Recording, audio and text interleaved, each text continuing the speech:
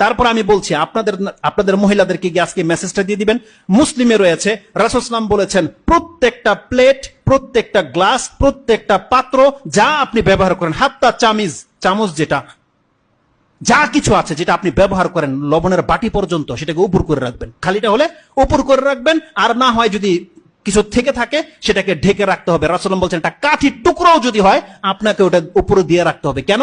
রাসূল বলছেন প্রত্যেক বছরে একবার আকাশ থেকে বালা মুসিবত নাজিল হয়। যদি কোনো পাত্র খোলা থাকে সেই পাত্রতে সেই ভাইরাস পড়ে যায় আর মানুষ আক্রান্ত হতে পারে। এই হাদিসটা মুসলিমে রয়ে গেছে। এজন্য তাদেরকে বলবেন সন্ধ্যা হলে ঘরের দরজাগুলোকে লাগিয়ে নিতে এবং হাত ধোয়া ছাড়া যেন কোনো কিছু স্পর্শ না করে। বাচ্চাদেরকে প্র্যাকটিসিং করাতে বলেন, আর প্রত্যেকটা খাদ্যের পাত্র সেটাকে ঢেকে রাখতে বলবেন। আপনাকে যদি একটা গ্লাস পানিও কেউ এনে দেয় সেটাকে বলবেন যে ঢেকে নিয়ে আসতে।